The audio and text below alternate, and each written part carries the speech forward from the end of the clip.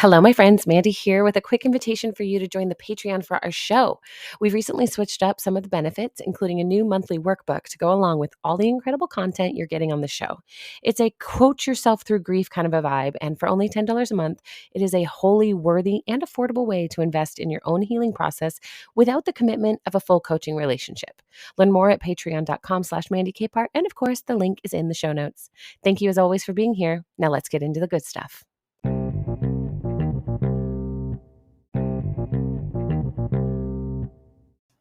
Welcome back to Restorative Grief with Mandy Capehart. You are listening to episode 99, titled Crying is So Good for You with Benjamin Perry.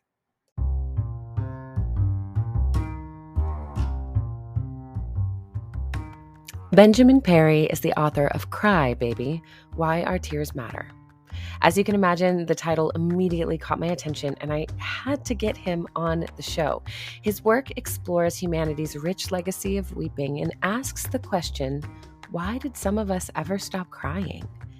Because after realizing that he hadn't cried in 10 years or so, Benjamin set out to reset his own experience of life through crying on a daily basis. And the result is a beautiful new relational paradigm for him to explore with himself and the people around him.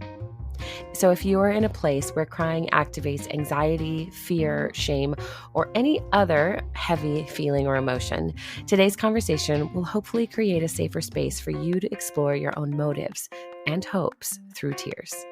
And if you didn't know already, it's always okay to cry here.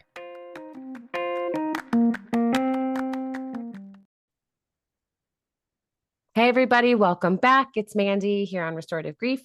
My guest today is the author of Cry, Baby, Why Our Tears Matter.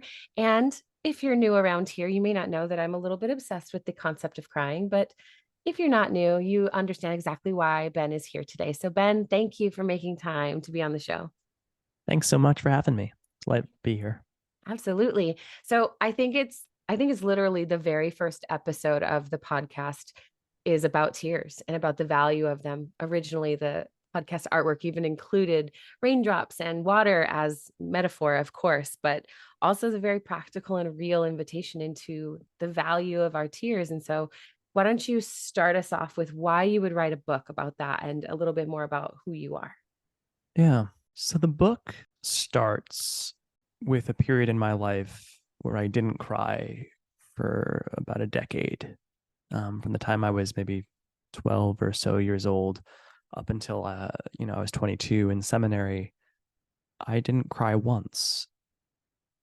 And I think looking back on that decade and the way that I was feeling lost and the way that I was grappling with internalized homophobia and issues of gender and all these forces that were making me feel uncomfortable in my own body, that were making me distance myself from my emotional life, the kinds of bullying and harm that I experienced that led me to divorce myself from my emotions are now, because it's another decade after I learned how to cry again, cast in stark relief. Like I look at the person who I am now and I contrast it with this person I had become through years of punishing emotional isolation. And I recognize so palpably the value of tears. And so I wrote the book actually at the beginning of the pandemic, because I was living next to Columbia Presbyterian Hospital and I was watching them park morgue trucks in the street outside my house and hearing sirens all night, all day, every day. And there was this painful juxtaposition between the sort of back to normalcy drum that was constantly beating in the media and in government and the overwhelming amount of death and grief and pain that was surrounding me. And it made me think about this time in my life where I was experiencing a lot of suffering, and the only way that I could deal with that was to suppress it. And it was making me think that culturally we were doing the same. And so I wrote an article talking about my own experience learning to cry again as a microcosm for what I felt we needed to do culturally, that we all collectively needed to learn how to cry again. Mhm. And editor read the piece and reached out and said, "Would you be interested in writing a whole book about crying?" And I hadn't thought about it at that point, but the more I thought about crying, the more I realized how much it mapped onto all these things I'm so passionate about that I wanted to talk about already. Things like sexuality and gender and race, issues of power, and who is afforded the ability to enjoy a full emotional life. And so the more I thought about tears, the more I realized that there was just this beautiful refraction of all these bits of being human that I desperately wanted to write about. Think that that's such a powerful image too. One of the things we focus on here is that holistic self, heart, mind, body, and spirit. And when you talked about repression and distance from the emotional self, I just resonate so deeply because everyone I know is in the process of just distancing themselves from that Mm-hmm. overwhelm and from that onslaught of maybe not even knowing what they're feeling or what they're experiencing emotionally. And you're 100% right. It is that inclusionary perspective that allows us to recognize the validity and the value and the beauty of our emotional selves. So, how, as you're approached by this publisher and thinking, like, okay, well, I would have to actually get really serious about my own. Like, it's one thing to have the idea and say, this would be a great article. Bloop, bloop, 2,000 words later, nailed it, versus a 40,000, 50, 60,000 word book that actually means you have to do your own work. What started to come up for you when you realized the breadth of what you said yes to? Well, one of the things that I really wanted to do was make sure that the book carried more experiences of crying than I have in my own body. Mhm. Uh, there's a responsibility, particularly when you're writing a book versus an article. Obviously, any article you should hopefully try to be balanced and include perspectives other than your own. But particularly when you're talking about a book and you're doing whole chapters and you're really digging into topics in a meatier way, I think that there's a intellectual and moral responsibility Yeah. to try to make sure that you're representing the world as accurately as you can. And I also was just really, it was this incredible opportunity to get to talk to all these different people about crying. So what began as sort of oh, it's really important for this book to include these other perspectives quickly became this incredible gift to spend a year talking with all kinds of incredible people, from famous theologians to TikTok stars to actors to parents to teachers, all sorts of wonderful people who were gracious enough with their time that they would talk to me about tears. And it was this incredible gift to hear all of these different experiences that really brought out both some of the commonalities that I saw sort of across that sort of universal human impetus to weep, and the particularities of how crying intersects with people's gender and race and all these other social forces that uh, affect when and if we feel comfortable crying. Yeah. And to your sort of earlier point about so many people being in this place where they're trying to distance themselves from that overwhelming affect, that was one of the real universals that I heard come through, Mhm. was that almost everybody I spoke to talked about experiences that made them feel like crying was something either that they shouldn't do Mhm. ever or they shouldn't do in particular cultural contexts. But everybody had received messages about crying to inhibit tears. But what was really interesting is that the messages were all totally different. Mm. And so I would talk to, men and hear stories about the ways that, crying was depicted as not masculine or a violation of patriarchal norms, uh, a sign of weakness. I would talk to women and hear people talk about, how crying would confirm people's uh, prejudices about, women's inability to lead in the workplace or be taken seriously in professional context. I would talk to, Black folks who shared with me the ways that, crying sometimes in predominantly white spaces, they felt would again confirm the prejudices and biases that people maybe already had about, Black people being unable to control their emotions. I would talk to, the children of, first generation immigrants who talked about, their parents discouraging their tears as an act of love because the world had never been soft and gentle for them. And so here they were trying to prepare their children for a world that they did not assume would be gentle. And so it was really fascinating and heartbreaking to hear all of these different stories about why people had been alienated from this very universal tendency to weep. And I think that, in an inverse way, bespeaks tears' power as well. Like there is a reason why all of these social forces respond to try to constrain weeping, and it's because weeping is powerful. Yeah. And I love that you said that because one of my favorite things about tears when I first started learning is, of course, all of the health benefits, all of the Mm-hmm. reasons why tears are so valuable. And I think you even start your book with the anecdote about how emotional tears are slower because they have a higher protein content. So they go down Mm-hmm. your face. When I first learned that, my mind was like, of course it is. That's how we think of our babies. When our babies are crying, we are immediately moved into action. And if don't see the tears, I may not know. It might be like I've cried silently before, right? So that alone to me, all of those benefits are so powerful. But that one in particular speaks to that false bootstrap theory in the US, right? In our Western culture that says, like, you don't have to cry, you can just pull yourself back up. I have learned that when someone says, "Hey, don't cry," it's not a comment on me and my emotional state. It's a comment on their inability to provide space or to comfort or to show up for me in a way that is something they would perceive as meaningful or helpful. It's their own discomfort centering their needs over my very obvious distress. And it's interesting working with grievers to be able to say like, "Hey, what if you framed it that way? What if your dad wasn't emotionally unavailable to you only, but he was emotionally unavailable to everyone," which people be like, well, yeah, duh. And I'm like, no, no, walk that out. That was never about you. And this like relief, right? So then there's a different type of tear, that relief and release that they say, like, oh, my dad, like my baggage with him wasn't Mm-hmm. about me. It's this, it's astounding when you start digging in. So, like, what is your, I mean, obviously that was the first in your book, but like, what are some of the other benefits of crying that you have explored more and really felt, oh, this one, people need to know this one?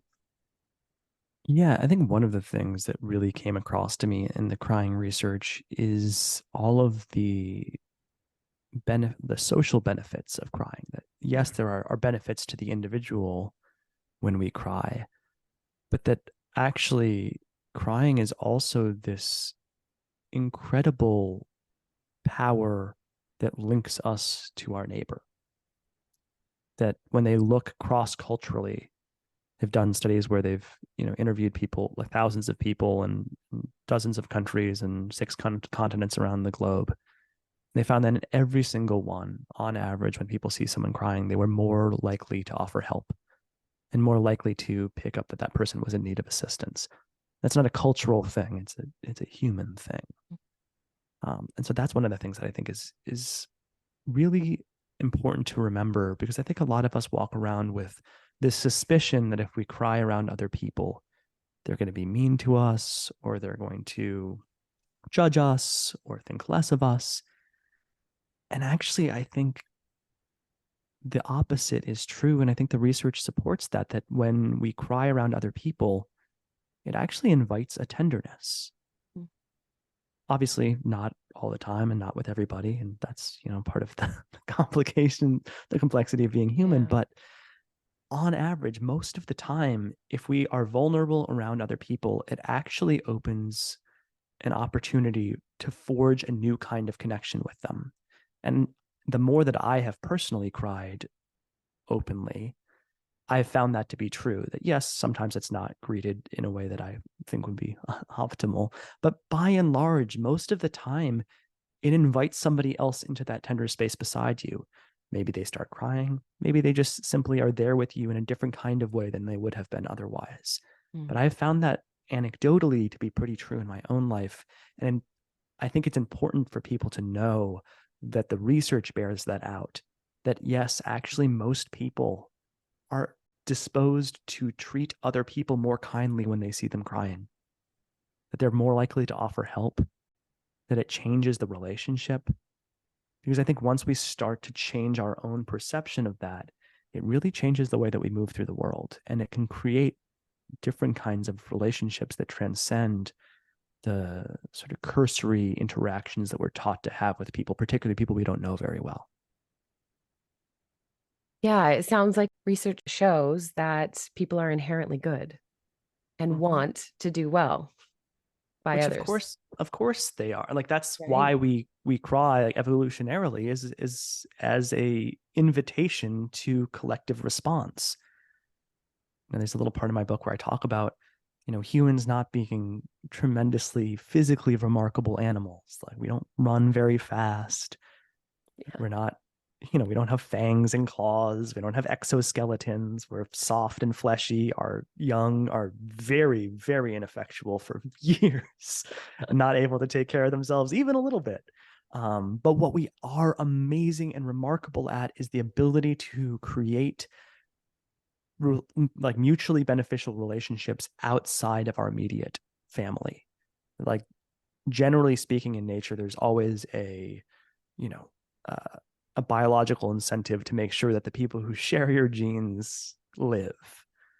But oftentimes, it doesn't actually extend that far beyond those immediate people who carry your genetic information. And what both the history of humanity in terms of our cultural evolution, but also those pieces of our biological evolution suggest is that that is what made humans remarkable. It's what's allowed us to thrive, is that ability to enter into non-zero relationships with people who we are not genetically invested in. Mm. And crying is this beautiful embodied signifier of that deeper biological truth. I'm thinking a lot about our response as humans being unremarkable and probably feeling kind of bad about it. And like evolutionarily, I'm just thinking about like, oh, these cavemen are like tired of being chased by saber-toothed tigers and like super sick of their young not contributing to the family. And really, they're just like evolved minds over time, generations and generations, like thinking, okay, well, we all we have to offer is each other. Mm-hmm. At what point did we decide that core unit was too disappointing? We weren't good enough in what we had to offer. I must become more invulnerable internally so that I can, I don't know, feel like I'm contributing. I'm so much of the messaging that I've worked through in my own therapeutic life that I have clients working through that I'm sure you and everyone you know, right, has worked through at some point. This, what Mm-hmm. am I here for? What am I contributing? Framed against that idea of we're just kind of soft and fleshy and really don't have a whole lot to offer.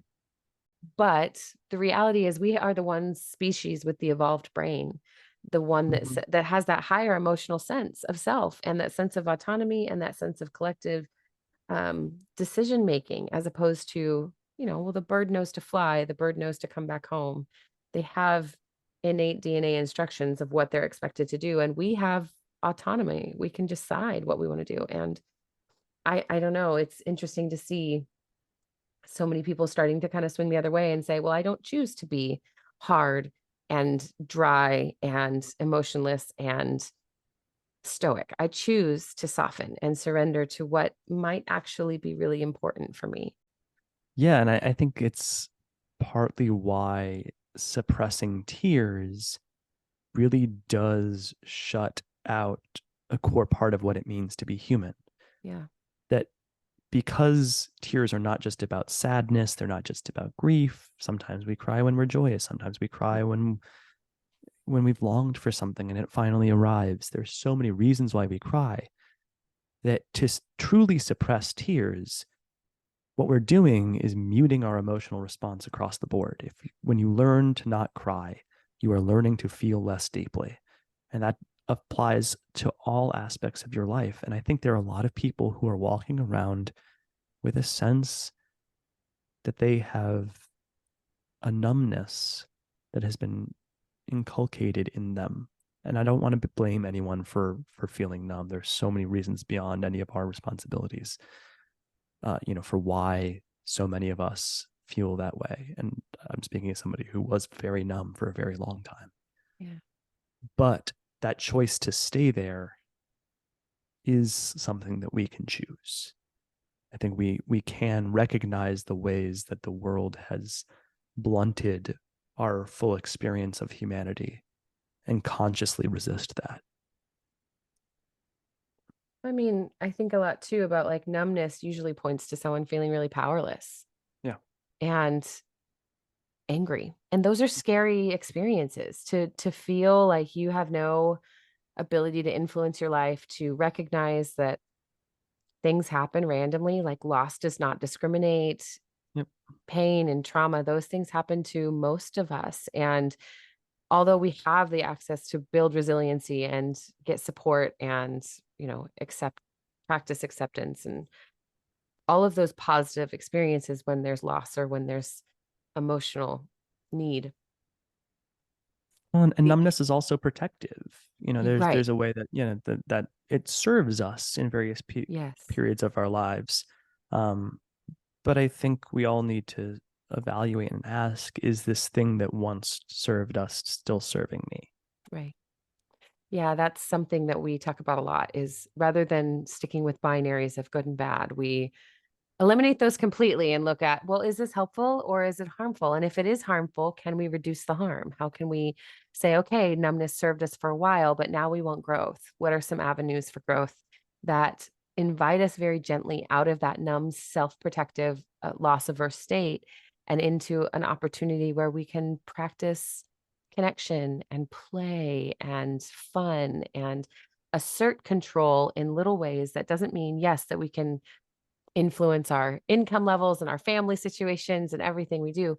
How do we stay present even when it's complicated? So I'm curious with that in mind, like what are some of the ways that you found as you're practicing crying every day to really invite that transformative experience and not just be able to check a box like, cool, watched a sad YouTube video and cried for 10 minutes today. Next, like how did you integrate what you were experiencing?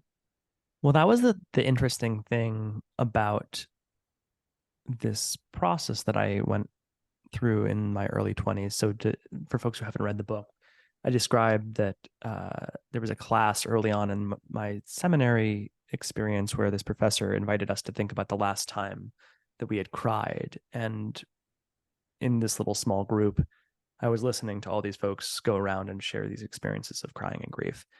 And as the conversation was going around the circle, I realized I didn't have anything. I couldn't remember a time I had cried since I was a little kid.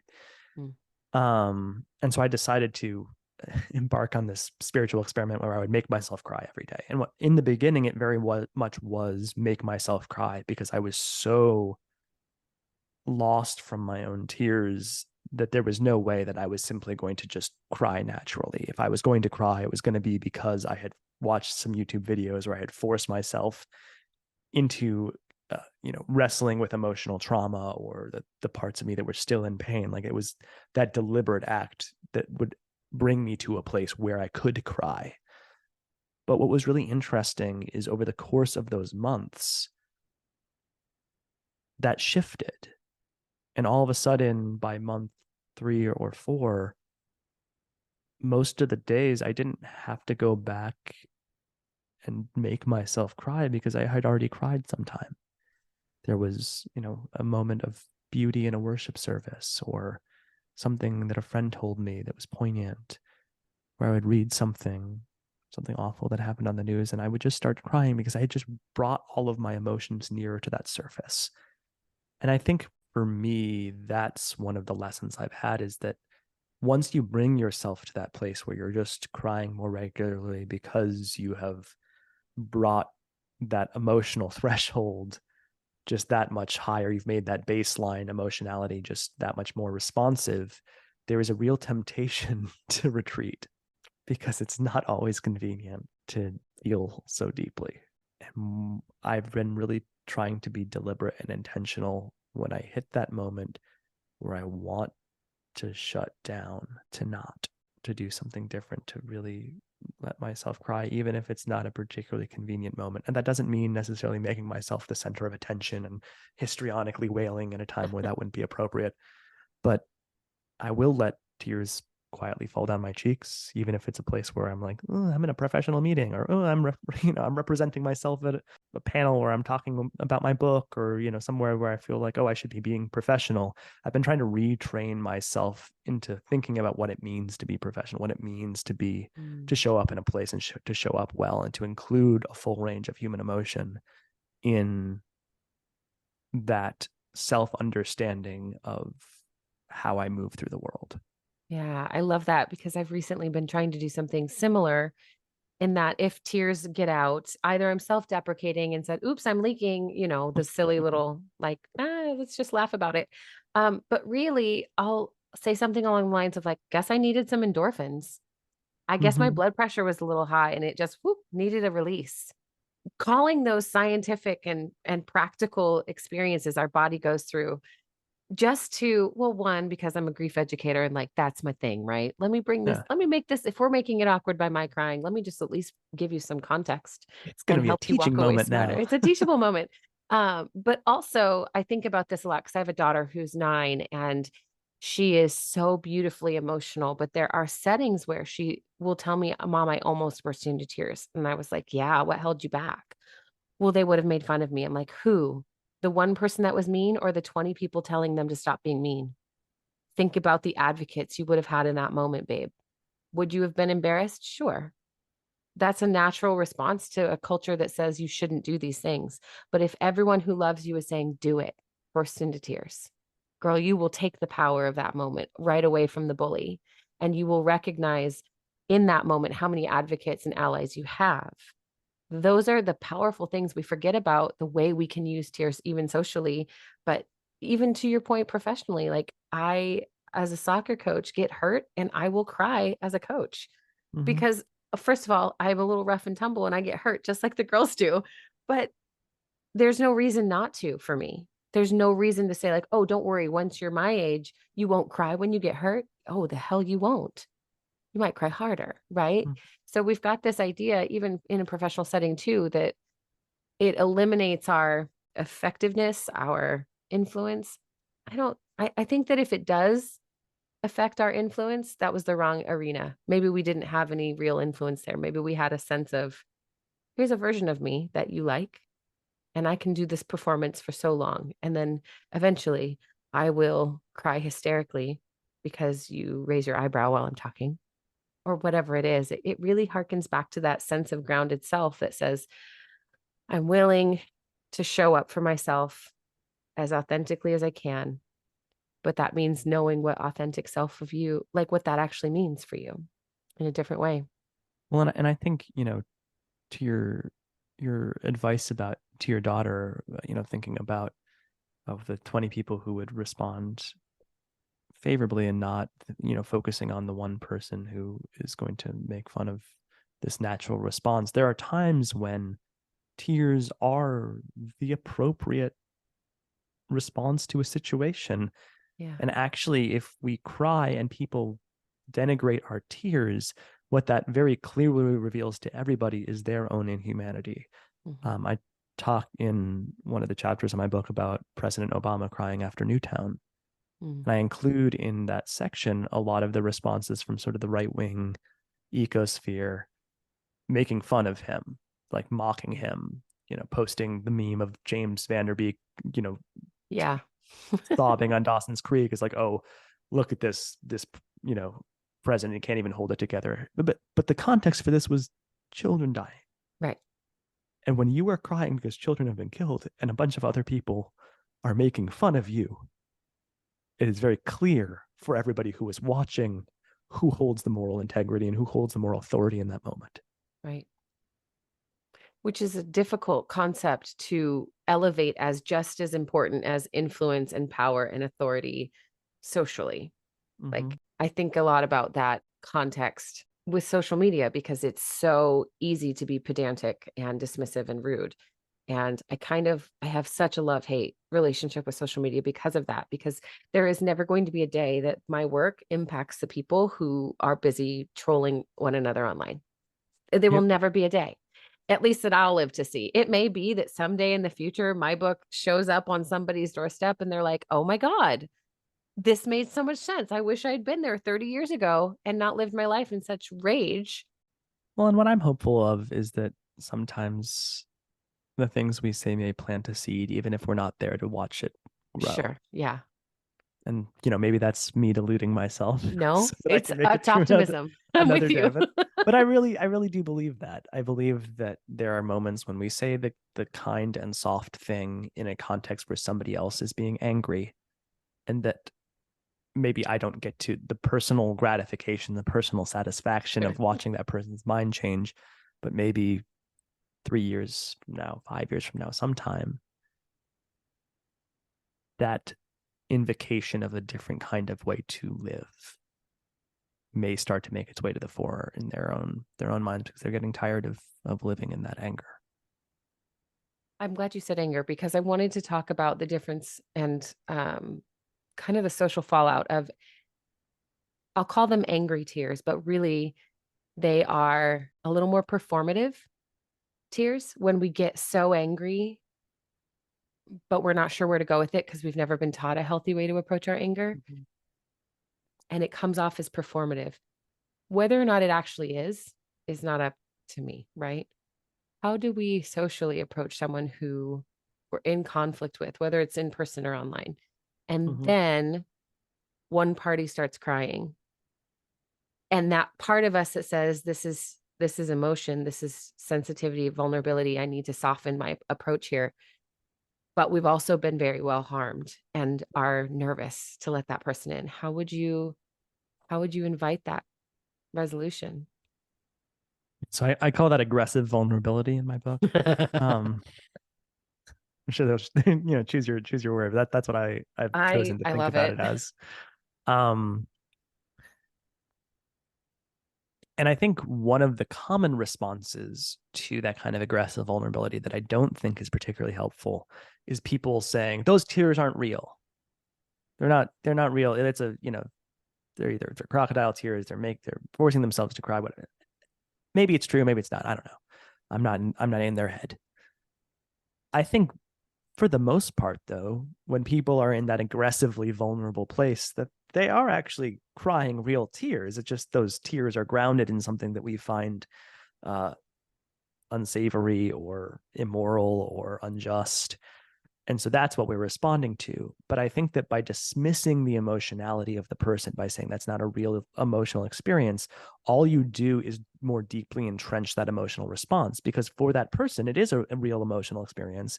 And they hear you as being dismissive of something that they are genuinely feeling. And none of us like when we are told that this real emotion we're having is not real. That's not to say that we need to affirm or validate that emotion, but I don't think that saying, oh, that's fake is the right way to go about it. I think a better response is to be curious and to ask somebody, why are you feeling this way? And to frame it intentionally as a feeling and an emotion. Because I think one of the ways that aggressive vulnerability often operates is by pretending that it's not a feeling, by pretending that like anger is not an emotional response when it absolutely is. Right. And so I think that if we are curious and empathetic, that actually will go further in terms of trying to, unwind some of what's covering this up. And this, I'm really offering this more in the case of like somebody in your own personal life, somebody who you have a relationship with. Yeah. I don't think that, over like a tweet or something that this is really a particularly effective strategy. I don't think you're going to get very far. There's a project that I invoke in the book that I really love, which is Dylan Marin has this podcast called Conversations with People Who Hate Me. And, he had been going pretty viral for a long time and had gotten his fair share of hate mail and death threats and all sorts of other loveliness that so many of us who work on the internet are privy to. And he decided to embark on this project where he invited not the people who were sending him death threats, but people who said, pretty bigoted or unpleasant, hateful things his way. And he would invite them to an hour-long conversation. And they would come on the podcast with him and they would talk. and he would ask, "Why did you write this?" One of the things he's really clear about is the kind of privilege that this empathy is, that this should not be a universal expectation. This is something that you can choose to take on when and if it's comfortable for you, when and if you're able. But if you're able to enter into that empathic space with somebody who is acting in an aggressively vulnerable way towards you, that actually you might find that by digging underneath that, you can really get to the bottom of what they're feeling. And it's not actually about you. It's probably more about what they've been going through. Yeah. Yeah, that's I can't wait to listen to that podcast because that's exactly what I was trying to get through the other day was this understanding that, listen, it's one thing to say a bully's comments or someone mean saying something to you says more about them. It's another to say, hey, they're really scared that you're going to cause them harm. And so they are threatening you to prevent their own harm. They're not actually interested in harming you. It's the only way they've been shown to survive a world that wants them to soften. Hmm. Well, and to your comment at the beginning of our conversation about, that's not actually about, you and your relationship with your father, Mm-hmm. like that your father is also not able to offer that kind of tenderness to himself either. Right. Yeah. And that sort of memory, that somebody who is unable to engage with you in the kinds of basic empathy and kindness and respect is probably unable to relate to themselves with those kinds of basic principles either. Yeah. So I'm thinking about obviously you wrote a whole book, but in your own process, were you journaling and writing little notes through your experiences, or were you just like, okay, I know I cried every day this week because I didn't leave a box unchecked? I really wanted to include, while I was writing the book, I made this whole list of all of the reasons I had cried. And my editor eventually was like, I don't know, it's a good way to leave. But I kind of wanted to lead off with this list, like this litany of all the things that had provoked my tears. And I liked it because it runs the gamut of everything from like watching school officials defy Governor DeSantis to protect kids in their care, Yeah. Afghanistan's collapse, to, Bell Hooks dying, Joan Didion dying, Meatloaf dying, Oh, that one killed or me. Just to be clear, I met Meatloaf when I was a teenager. Here's a dumb anecdote. And I was so enamored by how kind he was. When he died, I literally wept for an hour. I would like drove around listening. But then, there's also things on here like Willow and Oz breaking up on Buffy, Rewatching admiring Buffy. That's one. admiring a sunrise, Hmm, or uh, Encanto. It's just written in all caps. that's fair. Like, and so I just liked or like reading about the extinction of the ivory-billed woodpecker. Like, there's everything from these like very real and pressing real world things to little things that just for whatever reason caught me in that moment, where they just started to make me cry. So I was like writing down and sort of journaling and just being attentive to that, because I do think that, being attentive to our emotional lives and treating them as real sources of information is one of the ways that we can help reprioritize them for ourselves. And like we've been told by so many people to be suspicious of our emotions, that, you know, objectivity is where the true source of reason comes from. That's how, speaking of a spiritual context, that's how you develop a relationship with God, that systematic Totally. theology is the only way to truly know what God is about, that our emotions are not valid sources for theological inspiration. Right. And I think in order to unwind all of that, we need to start thinking about our emotions as real sources of truth, as sources of theological insight, as reminders of some of the best parts of ourselves in the way that we relate to the world. And I think being attentive and journaling or writing down or being observant of how we are emotionally responding to things is a really crucial part of affirming that importance. I think you need to release the list in like small pieces because I'm thinking about how it completely underscores the value of not comparing our losses or our pain to another person. I cannot tell you how well I probably could. I could probably say that every single one of my clients at some point had said, it's not that bad though, right? Like I should be over minimizing their experience, minimizing their emotional self, minimizing their understanding of what is worth grieving. it's such a human propensity because we want to serve, and, like, even talking about that spiritual context, we think that we have to be stoic or calm or controlled, so to speak, in order to be of service or of benefit to the people around us.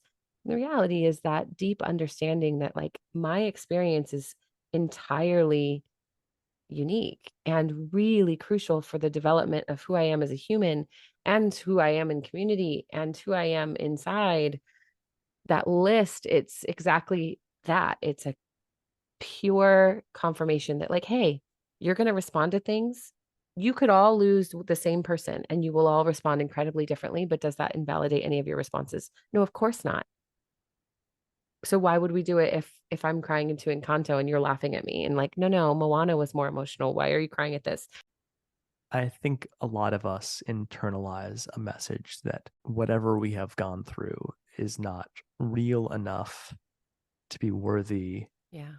of deep emotional response.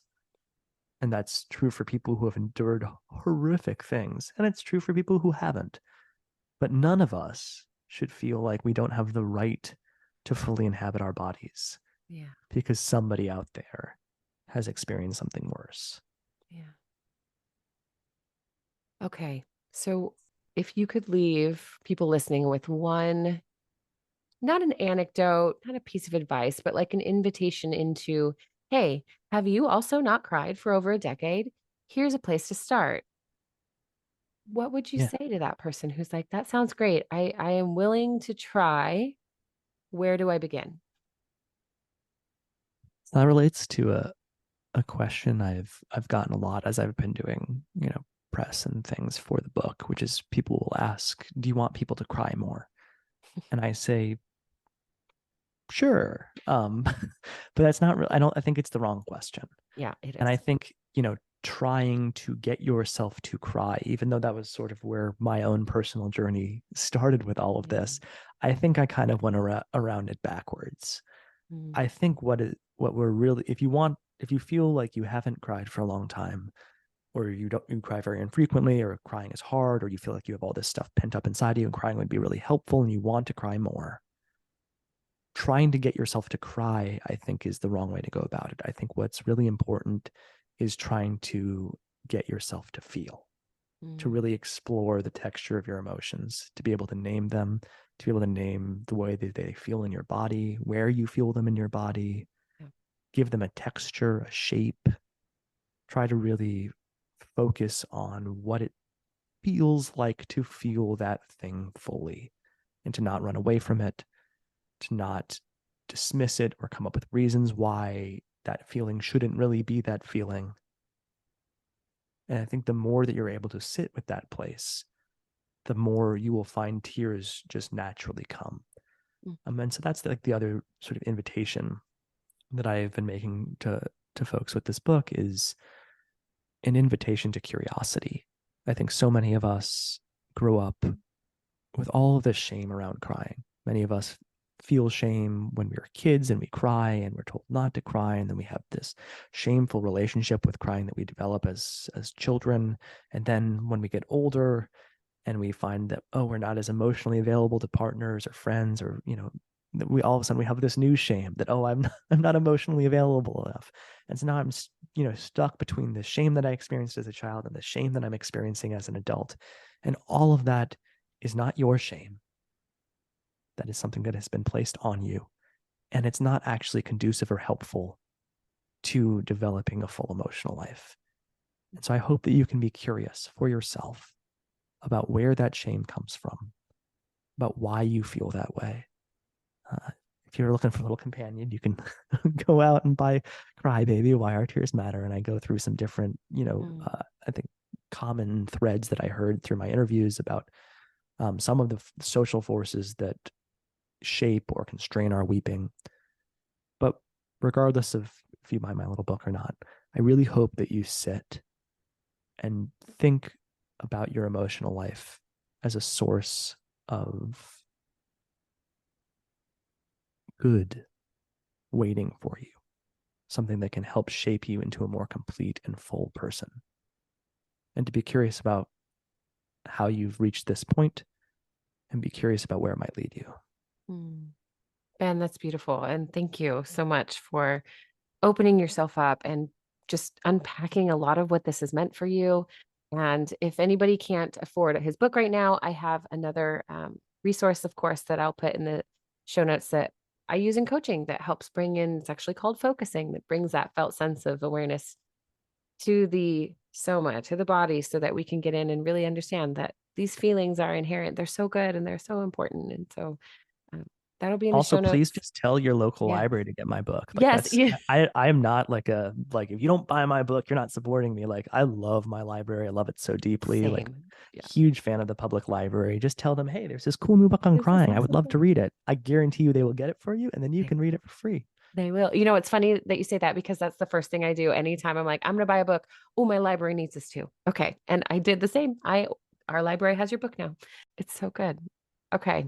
Ben, where can they find you? You can find me on Instagram or Twitter, I guess now Threads, Right. That's right. That's at right. Because we're faithful. all on threads now, all the cool kids. Good. Another place for me to update. But you can find me at Faithfully BP.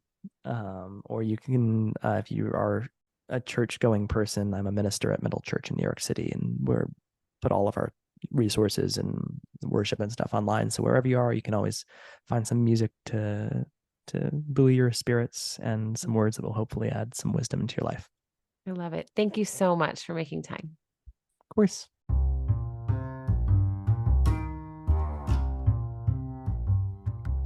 Thank you for listening to episode 99 of Restorative Grief.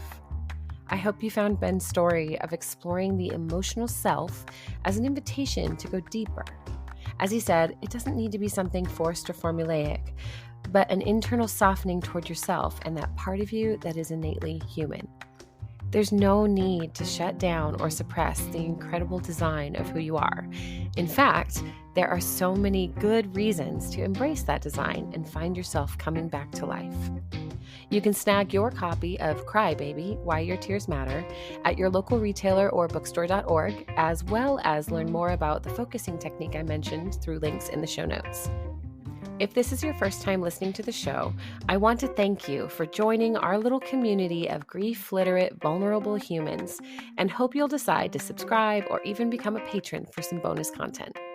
Check out the show notes where you can connect with either of us on social media or on our websites, because we would love to hear from you. And one last thing, as always, please remember the only solution for grief is to do the work of grieving. Thank you for listening. I'll see you next week.